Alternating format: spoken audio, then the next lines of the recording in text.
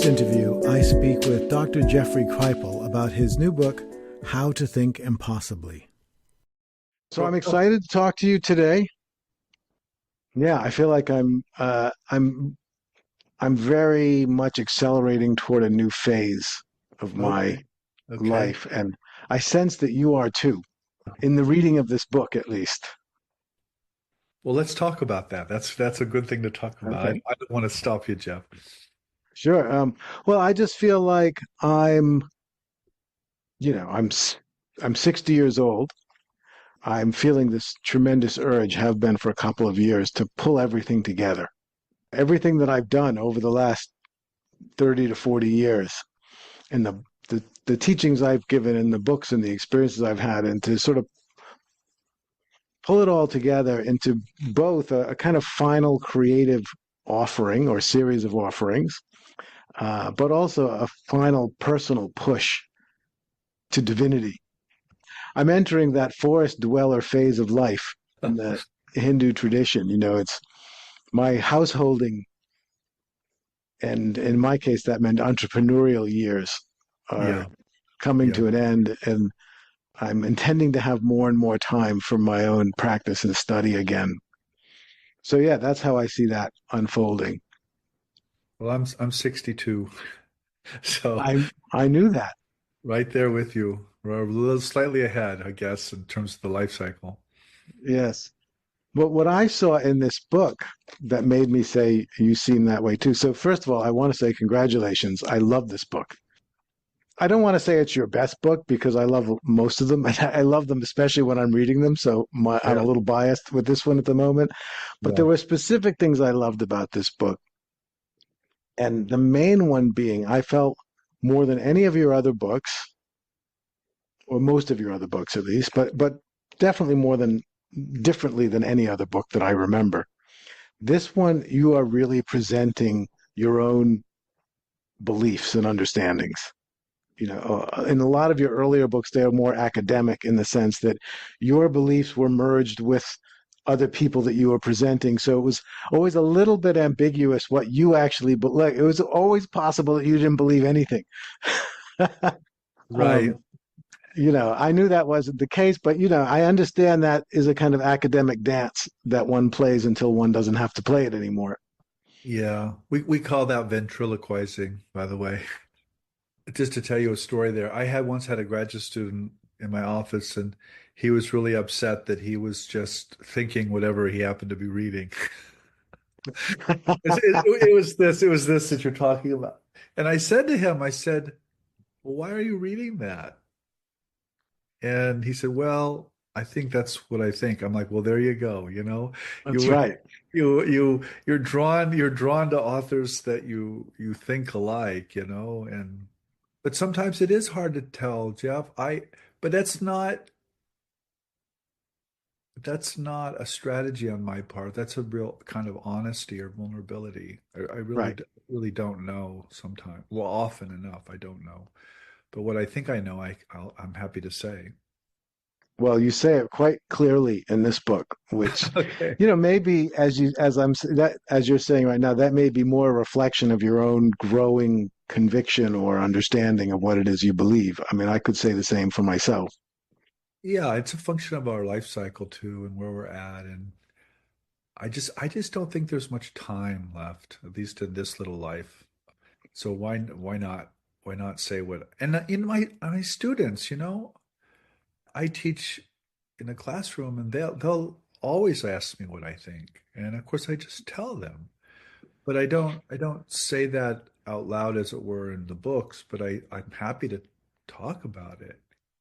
I guess in the world that I operate in, there's more freedom. Yeah, no, there is. There's definitely more freedom.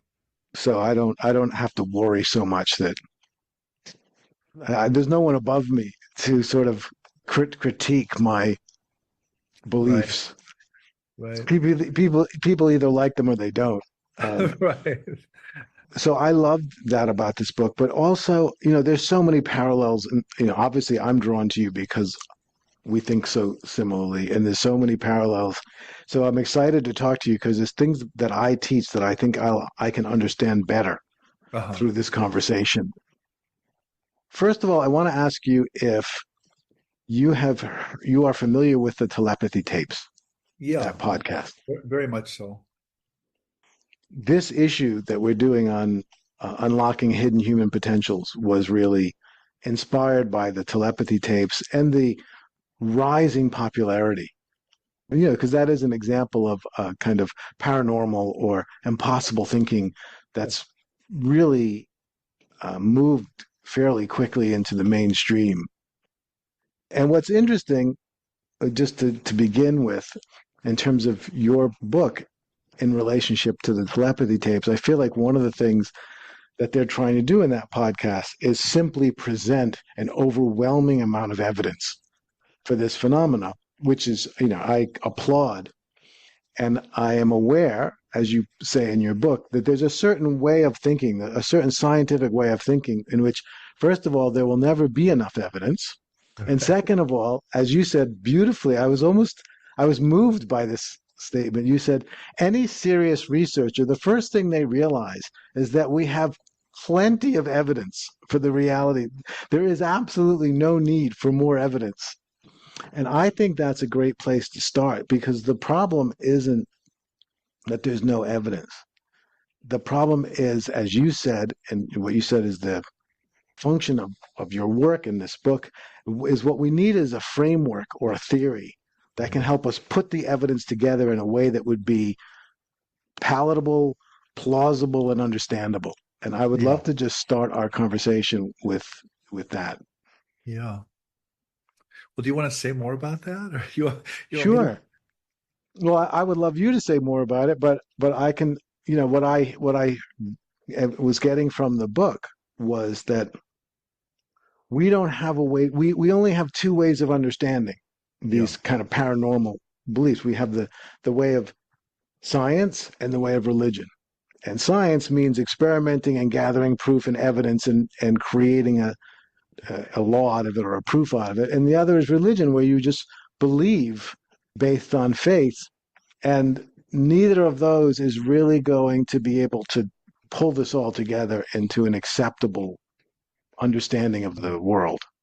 yeah, yeah. I mean, so one of the main things the book tries to develop or pursue is this idea of thinking with, and I hyphenate it to think with, and I want to think with experiencers or people who've realized different extraordinary experiences or states.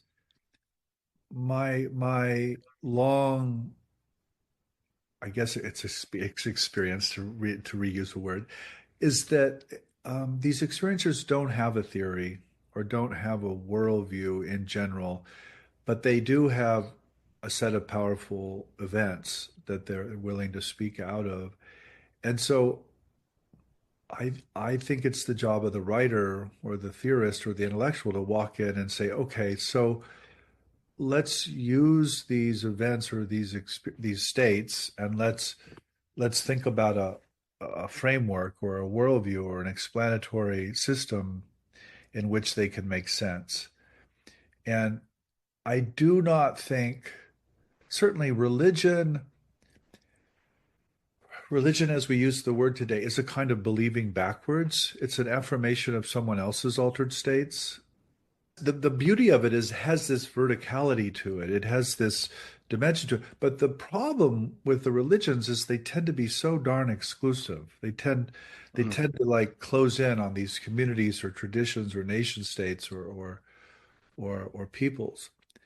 So I don't think that's going to work. And the question with science, it's not that I'm for science. I think science is a wonderful thing, but in principle, it's not capable of handling these states because these are states of consciousness and these are states of the subject. They're not states of, or at least directly, the states of the objective material world that can be measured and empirically proved.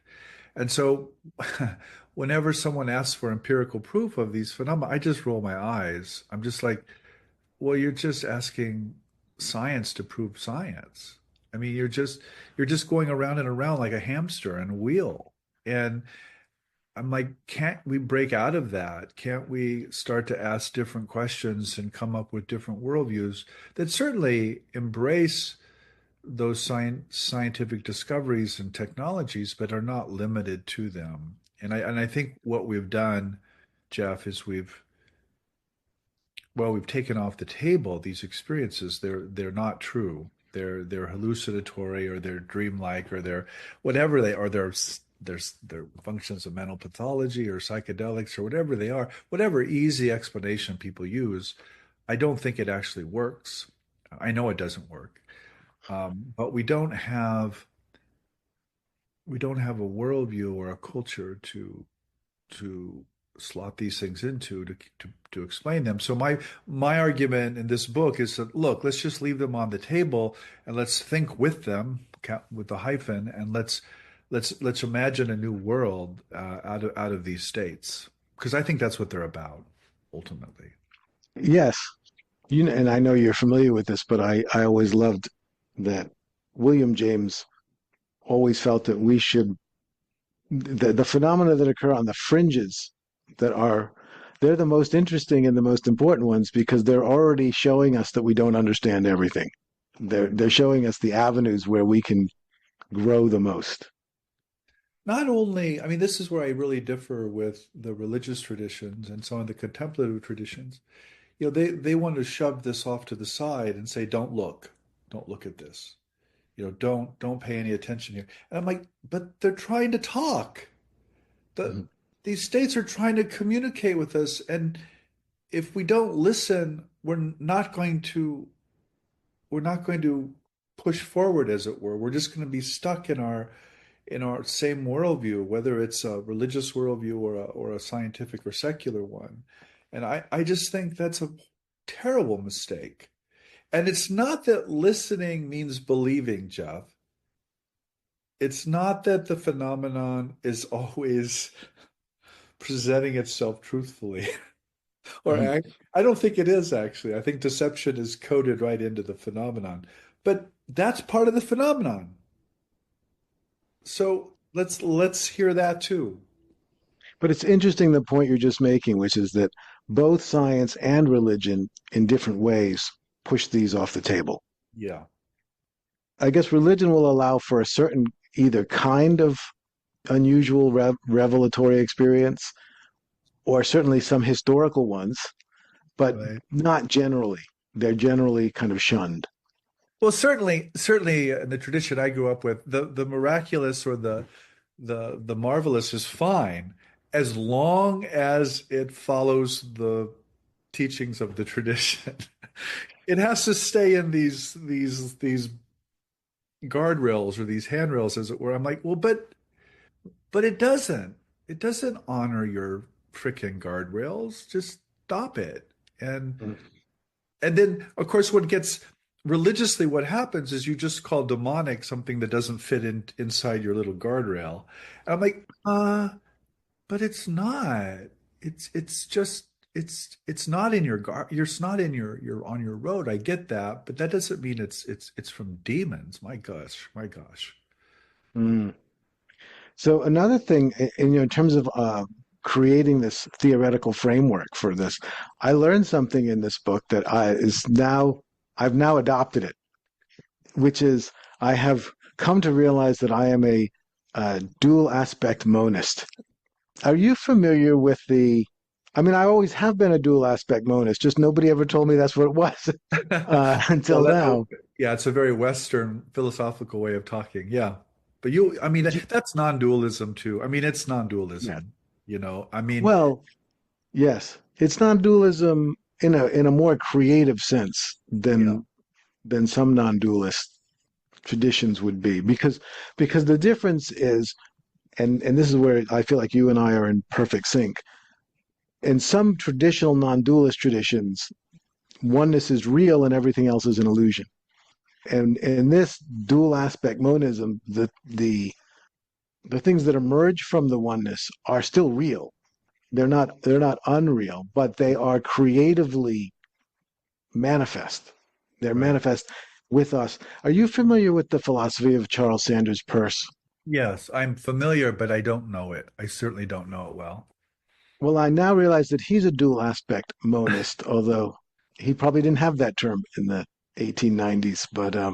Yeah. But his philosophy basically is the core of reality. So he talked about there being reals and reality. So reals are real things, but they're not yet a reality in the human sense of experienceable. The, and he called them first, second, and third. First is basically that which is there before anything else. It's the it's the firstness is the pure potential for being. That is the equivalent of the oneness or emptiness, but it's a living emptiness. It's got potential in it. It just doesn't have anything manifest. Secondness is the contact that gets made with that, which I think in your book you talk about it and using that beautiful phrase which I hadn't heard before or didn't remember, ontological shock. Yeah. That you make a contact with this oneness, and then the third real is thirdness, which is basically the way in which an understanding develops around that contact. And only when you have all three, the potential, the contact, and the understanding, do you have a manifest reality that can be. And I felt like, oh, that's kind of exactly what you're talking about. Yeah. Yeah, because you also want to communicate that that new world to, for one thing, the younger generation. I mean, it can be passed on, but other things before that cannot be passed on. You can't pass on experiences, but you can pass on a culture or a worldview. And so this is the worldview that you are outlining in the book, which is that there is an underlying oneness. And the way you say it, which is very beautiful, the world is one, or reality is one, and humans are two. So the human is and this easily reflects back to Eastern traditions in terms of non-duality and duality. Except as I said earlier, the duality is seen as part of reality, not an illusion. But I find that fascinating because it very much it mirrors my experience perfectly, and I've become more and more taken with the creative process. We've spoken numerous times. I've been blessed with many interesting spiritual experiences, and you use a phrase in this book that helped me so much. You talked about them as appearing as movies. Yeah. And I thought, oh, that really helps because in my mind, one of the things I always found difficult was I couldn't, and I realized that this was a prejudice on my part, uh, but I always put my mystical experiences like that, experiences of Kundalini energy and experiences of non-duality and oneness and etc. on sort of one side, and paranormal experiences like UFO phenomena, which I'm fascinated by, but they don't compel me as much. And I sort Right. of had them in separate camps, and I could never understand. I intellectually understood that they didn't really belong in separate camps, but I couldn't understand why until I realized in reading this book. I saw, yeah, my mystical experiences really are narrations. They aren't just shifts in my perception. They're a narrated movie of an experience. I had an experience of basically 2 nights and 3 days of constant consciousness on retreat at one point, where I would just watch myself fall asleep, watch myself sleeping all night, going through dream states, and then watch myself wake up in the morning, and realized from that the source of my awareness is beyond this mind and body. So, Right. I was doubtless that was the case, and remain doubtless to this day. But I realized that really appeared to me kind of like a movie. Right. I was experiencing it as my reality, but it helps to think of it as kind of a movie that unfolded that I was in. I wasn't just watching it. Just like someone's having an abduction experience, they're not just watching the movie, they're in the movie. But it unfolds like a story, and it gives you information. And I would just love you to say a little bit about the story like narrative nature of our paranormal and mystical experiences, because I feel like that's a key to being able to break some of what you were talking about. So, because that's true of all mystical experiences, whether you've had them or not, whether they're part of your tradition or not part of your tradition, it can unify everything, I think. Yeah, I mean, we have this tendency, certainly in the academy, but certainly among the people I read, we tend to come up with words that end up to be dismissive words. So the word myth, for example, is used to in the popular culture at least to mean falsehood or lie. And but it also historically it refers to this narrative nature of all human experience, including secular science, by the way. It still has this narrative. It definitely has this narrative feature. And the thing that strikes me about paranormal or impossible phenomena is that they're narrative in nature. They always, if you listen to someone's experience, it's always a story. Always. And it itself takes on story. This is what you were getting at, Jeff. It's not that the person is somehow outside the story looking in. That itself is a story. That itself is a narrative. It's that the narrative is taking off and happening with the person inside it. And so that to me is part of the communication. That's part of the story. And my strong feeling about this is that when people have these experiences, they're often suffering or they're recognizing that there's something desperately wrong with the story they're in. And what the impossible phenomena are trying to do is push the person outside the story that is not working or inadequate or causing suffering and trying to create a new story. And so that's what I think we participate in when we teach as you teach, or when we write books as I write books, or when you write books. You're trying to basically create another story that people can live in. And it's not that that's a perfect story. I recognize fully that whatever story we create out of these experiences is going to be inadequate to some future descendants. But they'll have to create another story.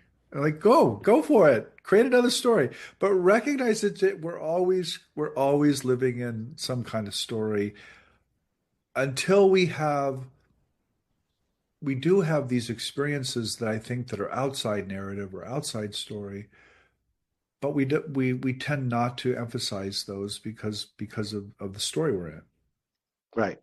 you know. And I think, at least in terms of the story that you're directly contributing to, or I'm directly contributing to, it's a story that grows. At least one of the dimension of its growth is in inclusivity. It can include more and more of these experiences that have been marginalized, like Right. telepathy among Right. autistic children in the telepathy tapes, or mystical experiences that don't fit in the normal boxes, or paranormal experiences like UFO experiences. I think the framework and theory you're working towards and that you're hinting at or pointing to in this book is one that's big enough to embrace some of these things that we have mostly ignored until now. I I certainly am trying to do that. I mean, but again, I'm certainly not the first person. I mean, even Henri Bergson back in the 30s tried to say something very similar. It's this open-endedness. It's this inclusivity. It's this mystical sense that we're all connected, that is the dynamism or the thing that drives us forward. And I think my problem with historical religion, as my problem with modern science, is that it's conservative. It basically looks backwards, and it affirms whatever the understanding is today. And I'm like, okay, but that's not going to be the understanding of our descendants, whoever they are. And so that it is this open-endedness. It's future oriented, to sort of use a different metaphor. It's not past oriented. So one aspect of what I teach, and one of the great things I got from Andrew when I was working with him, he always insisted very strongly that the spiritual experiences we have are valuable, but what's much more valuable and much more important is how we interpret them. Yeah. He always was very clear about that. I really absorbed that. And so when I teach, you talk in the book about ontological shock. I think describe those as breakthrough experiences. But those are then opportunities for what I refer to as creative illumination, because there's that shock, that initial contact, but then we have to interpret that. And that is it's a process that I think happens partly unconsciously and partly consciously. And it is a very important part of the process because two people can have the same ontological shock or a similar ontological shock and yet create a very different story about it, a very Right. different narrative about it. It could become an aberration of my mental structure. That's a story. Also, when people say to me, well, you can't just make up a story about your experience. I said, well, we do it all the time. Like, what experience do you have that you don't have a story about? Like, experience is sort of by nature a story. And so, yeah, I've always taught creative illumination as a way, and I don't actually know how to teach it, except that you somehow are in contact with the impossible. You're in contact with a breakthrough beyond what you can understand. And you kind of dance with it in a way that allows it to unfold as a story into something that you can understand. And I'd love you to just say, like, how does that land for you in terms of your own work and what you've seen with people? Well, of course, it lands really well, Jeff. I mean, what I would say to it is that so any interpretation we make of these creative illuminations, I think, has to address the person who hasn't had these experiences. The skeptic, as it were, in the room, and also it also has to address those who experience these events negatively. The breakthrough's a breakdown. It's a collapse. It's a possession. It's bad. And so what I'm trying to do, certainly in this book, but also throughout all the work, is trying to develop a model that locates all of those perspectives as legitimate. I mean, the truth is that a lot of skeptical thinkers are entirely genuine and just being freaking honest. And the other truth is that people who experience these things negatively are just being honest. They're telling you what happened. But so are the people who experience them creatively and positively. So you've got to develop this model that has all of those perspectives in it. And of course, you're going to develop a model or an interpretation that sees some of those perspectives as more adequate to the total experience. But again, just admit that. Just say that. I mean, I happen to develop a model that thinks that it's ultimately positive and optimistic and cosmic. I mean, but that's an aesthetic choice, a moral choice I make. But I also think trauma and suffering are central to a lot of these experiences, and I want to affirm that marginality and that social injustice and that suffering. So again, it's not one or the other for me. It's can we do all of these at the same time that I think is the real task. Like you, I definitely personally feel and have felt that these experiences, although sometimes very difficult and challenging at the time, and coming with enormous suffering, but that ultimately they have propelled me into a closer relationship with a mystery that feels like it makes my life meaningful to me. And I don't know if that is a reflection of the reality of these things or like you said, a choice that I'm making, but it's certainly how I feel compelled to express. my experience. I think, I mean, again, I think it's the nature of reality. I think it's ultimately good and ultimately optimistic, but certainly it isn't for everyone. And I also entertain, and I just don't entertain. I actually happen to think often that the truth of things is not available to most people. Mm, This is a mm, tough one. This is a really tough one. You know, mm, when you call something esoteric, do you mean just, oh, this is a secret that I can whisper to somebody and then they'll know it? It's a data point, or is this a truth that they simply can't know until they're in this state? And of course, mm, I mean the latter. And I just think that's true. And mm, that's really hard to tell people because most people are not going to understand it and are going to reject it. But that just affirms the conviction again. So I talk a lot about dual aspect monism and Spinoza and that God and nature or the mental and material are two aspects of the same reality down here. But I'm not at all convinced that I speak or write like that. I think I fall into binaries all the mm, time. And I want to affirm, some kind of transcendence or some kind of spiritual experience over the material world. Well, that's a violation of that dual aspect monism right mm, there. But again, that's simply a function of my cognitive intellectual capacities as a human being who splits these worlds into two.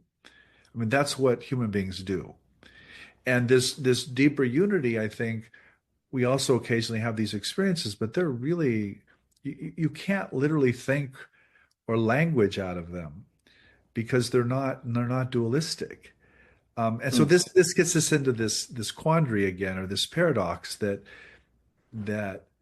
how can you say something or think something about something that's not thinkable or sayable? I mean, you're very familiar with this, of course, but Jeff, most people can't do that. I mean, mhm.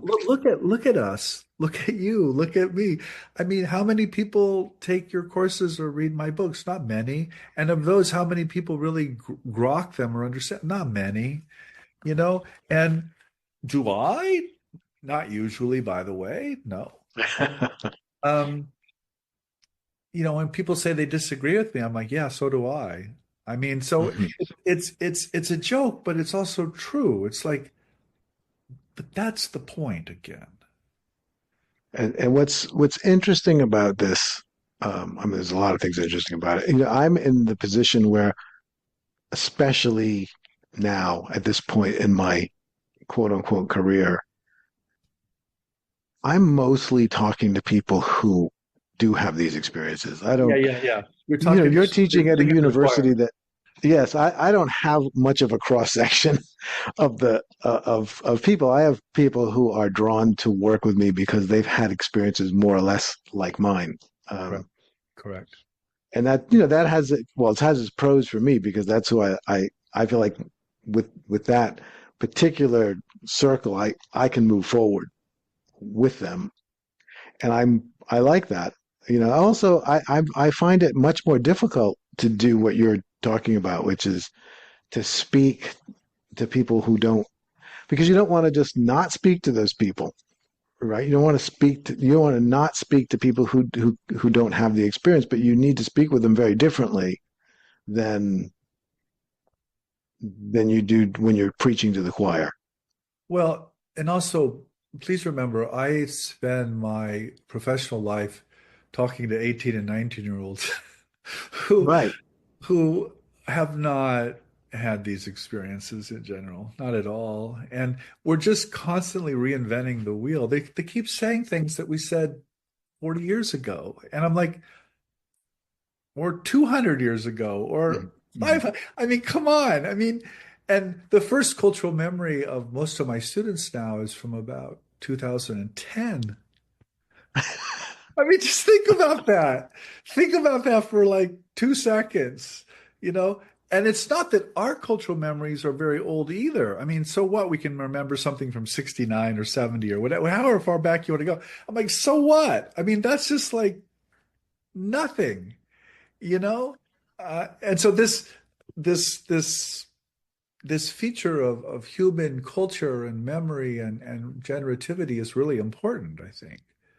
Not to believe what the people think, because the people are just flashes in the pan. We're just little ants underneath the oak tree, talking about, oh, the oak tree was always there.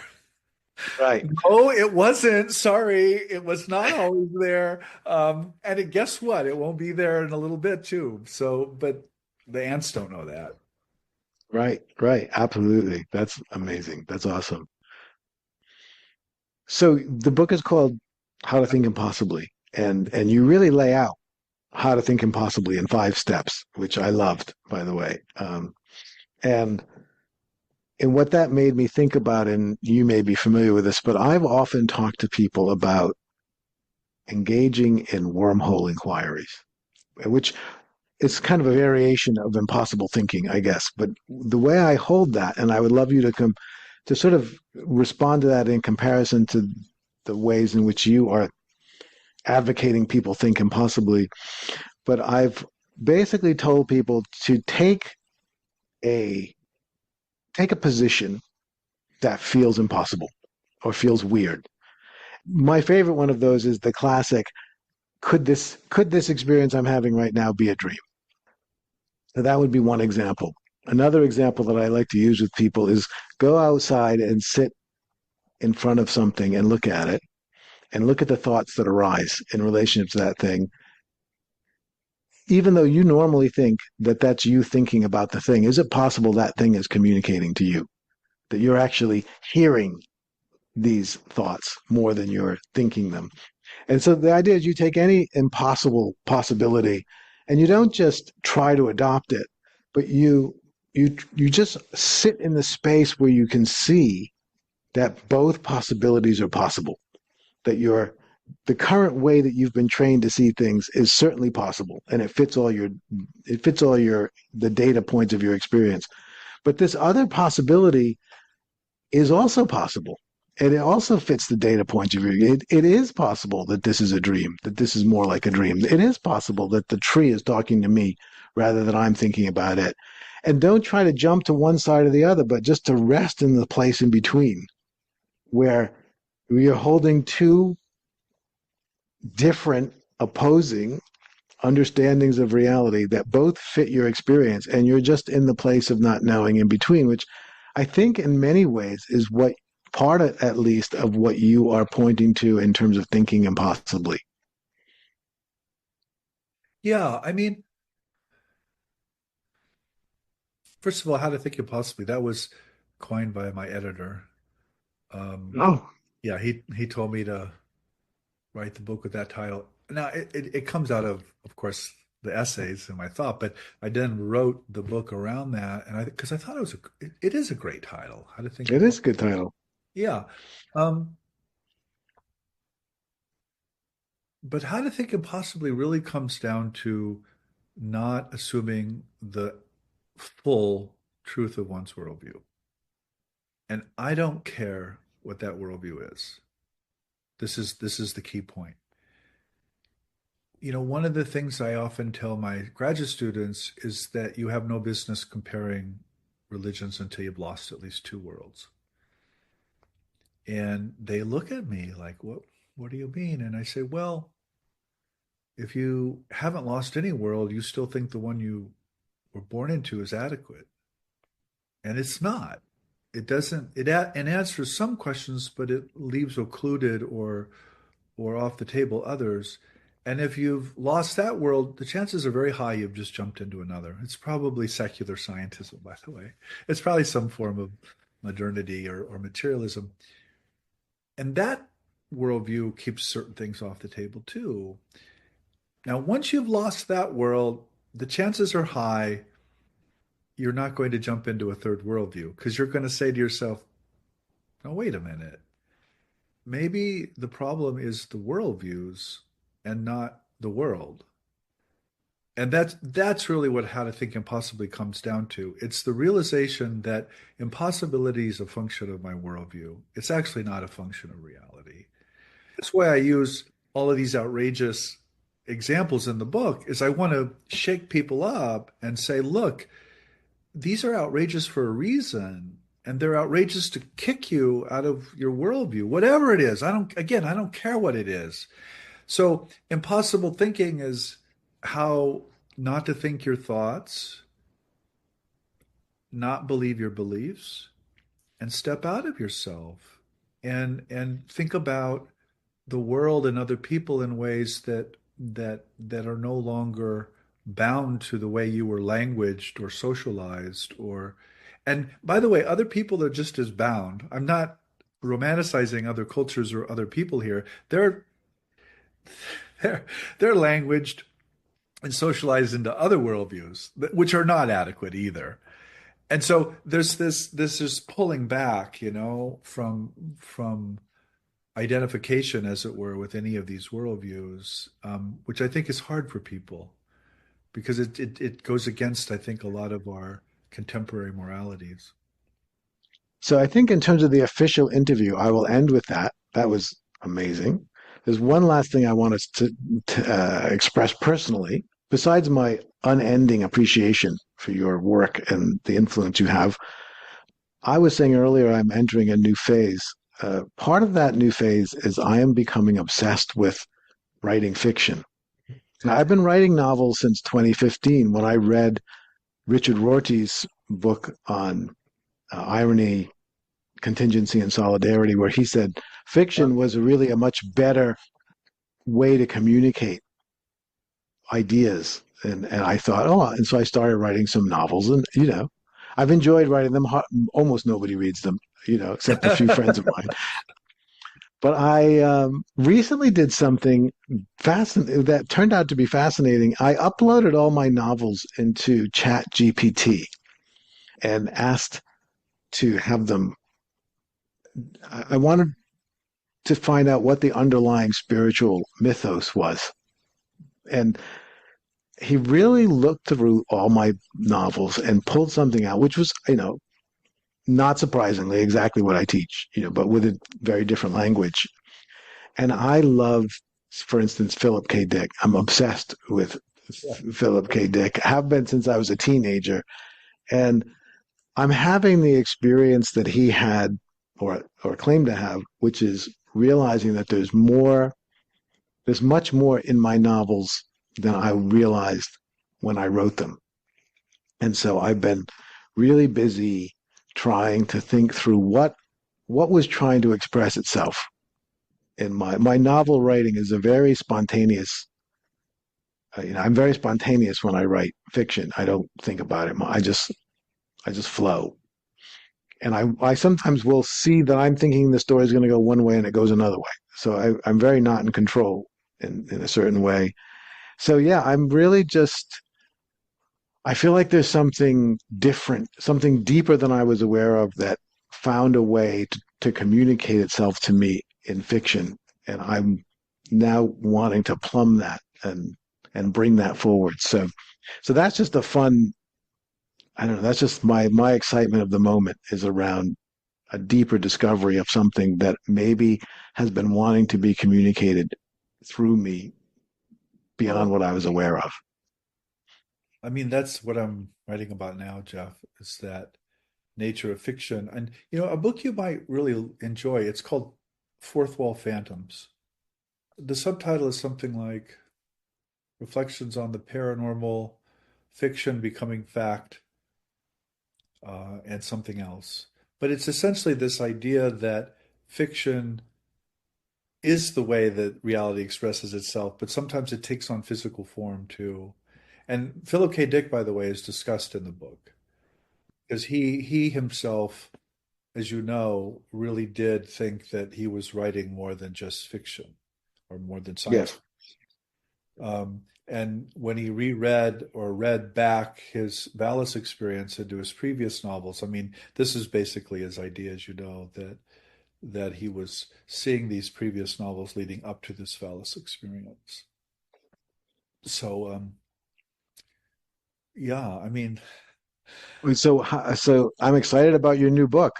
yeah, I mean, this notion of occult fiction um, is so central. It's so central to it.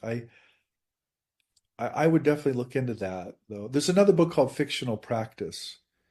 It's a nerdy Brill book, but it's very much basically the question that fictional practice asks is to what extent have magical practitioners always used fiction to express their magic? And to Mm, what extent does modern fiction is it magical essentially? So right. there's this breakdown of it's not it's not just words, it's not just literature. There's something occult or conjuring about words themselves that is important. That's exciting. I mean, it's what you're talking about. Yeah, but I'm just really into it at the moment. So, and you and I are generally tracking similar territory, I have found over time. So this is a good another example. I guess because we're always kind of circling the same territory, I Okay, suppose, obviously. right? I mean, I'm certainly orbiting the same planet, and you know, Yeah. the joke is, which I've told before, is I think it was Arthur Schopenhauer said, everybody just really every thinker really has only one thought, Yes. and you just go around and around, and you just think that thought again and again in different ways, you know. It's amazing how many books we can write about that thought. It works out. That's the ventriloquizing again, I think. Well, Jeff, it's fantastic to talk to you. I definitely, when is your next book coming out? Because I'm going to want to talk to you about that one for sure. Yeah, I don't know. Probably. I mean, I haven't even handed it in. It's done, by the way. It's called Okay. the physics of mystics, Ooh, and it's on this idea, this breakdown of fiction and fact. So I don't know, maybe 2027, 2028. okay. It'll be worth waiting for. Well, we'll see. Hopefully. Well, it's fantastic. Thank you so much for talking to me this morning. Yeah, And yeah, and yes, Jeff, feel free also to use what we just said about fiction. You know, I mean, just feel free to put stop at that the in. yeah, yeah. I mean, I love that's what I'm doing now, and so that's really what most concerns me is this materialization of the imagination, as it were, into physical form. Yeah, I will absolutely use it because it points to your next book. It points to things I'm working on, so it'll fit in perfectly. Okay. All right. Well, hey, have a great day. Wonderful Okay. to see you. Thanks, Bye Jeff. bye.